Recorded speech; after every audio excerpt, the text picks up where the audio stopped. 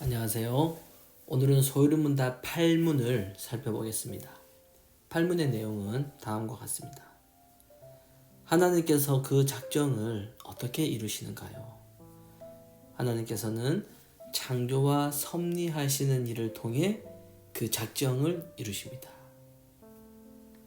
소유문답 7문에서는 하나님의 작정에 대해서 배웠는데 하나님의 작정이라는 말이 무슨 뜻인지 기억하십니까? 하나님의 작정은 하나님께서 미리 정해놓으신 계획이라는 뜻인데 하나님의 이러한 계획은 세상을 창조하기 전부터 이미 세우신 계획입니다. 하나님께서 세상을 창조하기 전부터 계획을 가지고 계셨다면 당연히 하나님이 가지고 계신 계획을 이루기 위해서 세상을 만드셨다는 말이 되죠. 그리고 지금도 세상의 모든 일은 하나님의 계획을 이루기 위해서 하나님이 하시는 일입니다. 이것을 섭리라고 말합니다. 세상의 모든 일을 하나님이 세우신 계획대로 다스려 가시는 것이죠. 다스려 가는 것.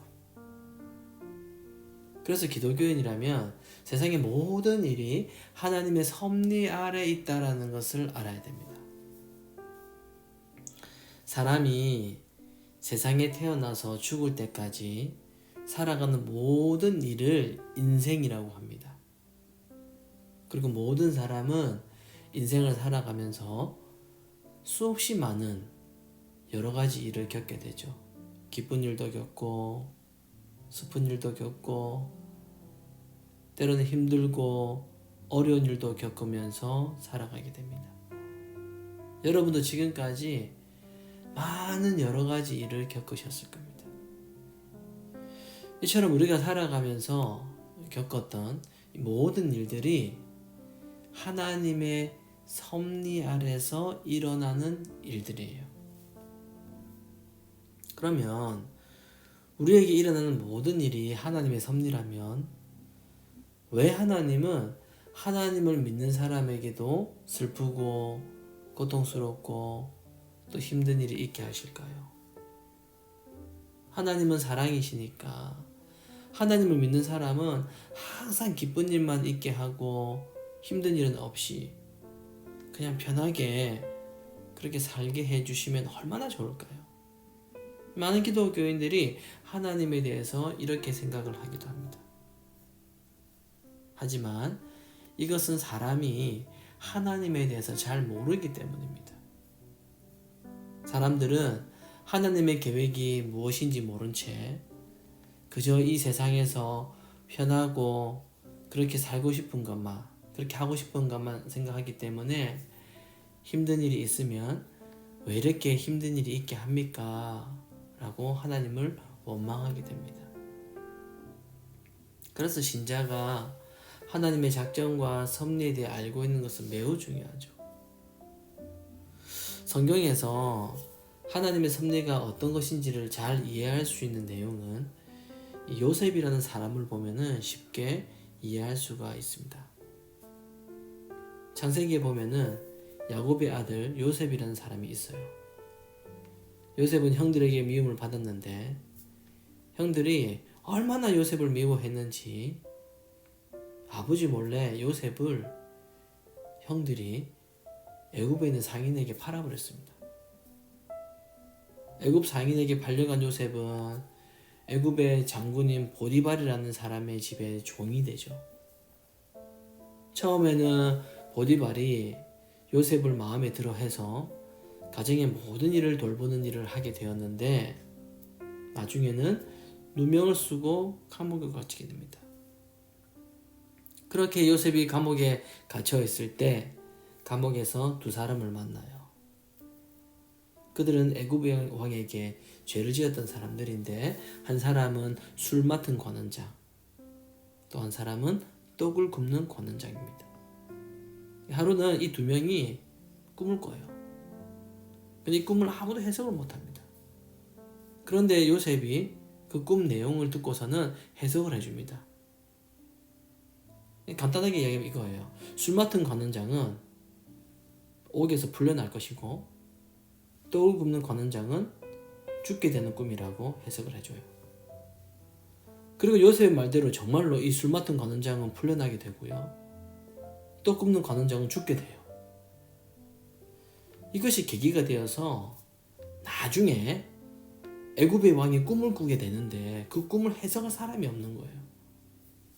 그래서 술 맡은 이 관원장이 왕에게 요셉을 소개합니다. 자기가 경험이 있으니까.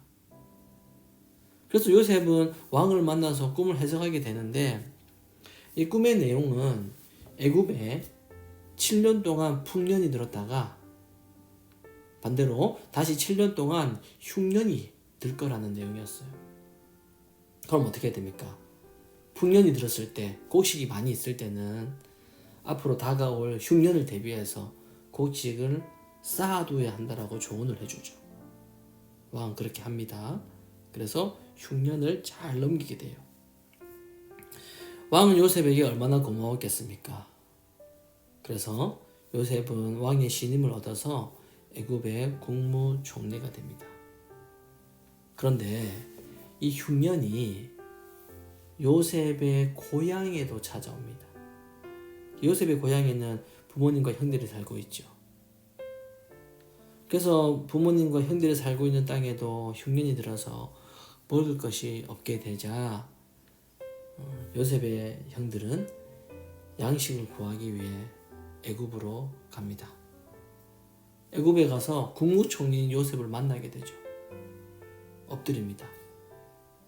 자, 자신에게 엎드린 이 형들을 보면서 요셉은 어떤 생각이 들었을까요? 우리 같으면 좋지 않은 감정이 있었을 겁니다. 그래서 양식도 주지 않고 형들을 감옥에 가둬서 복수할 수도 있는데 요셉은 그렇게 하지 않아요. 오히려 두려워하고 있는 형들에게 두려워하지 말라 라고 하면서 이렇게 된 모든 일이 하나님이 하신 일이라고 말합니다. 자신에게 일어났던 모든 일이 생명을 구원하시기 위한 하나님의 섭리였다라는 거예요. 이게 바로 하나님의 섭리입니다. 하나님의 섭리는 우리의 생명을 구원하기 위한 겁니다. 하나님의 작정은 택한 백성을 구원하는 것이고 섭리는 하나님께서 택한 백성들이 예수님을 믿는 자로 살아가도록 다스리는 것입니다. 다스리는 것. 이것이 하나님의 섭리입니다.